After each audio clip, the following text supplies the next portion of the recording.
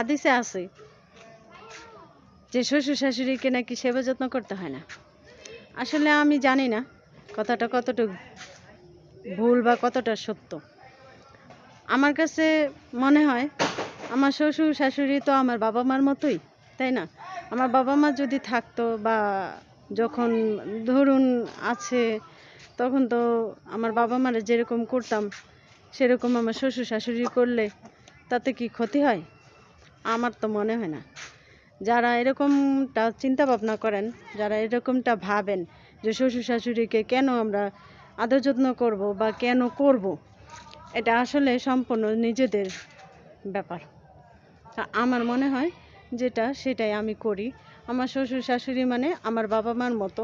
আমার বাবা মাকে যেরকম আমি দেখব সেরকম আমার শ্বশুর শাশুড়িকেও দেখব। আর এটাই নিয়ম, এটাই বাস্তব। এটা করলে আমার মনে হয় আমার স্বামীর কাছেও আমি ভালো থাকবো এবং পরদুনিয়াতে হয়তো আমি সওয়াব পাবো, ভালো থাকবো।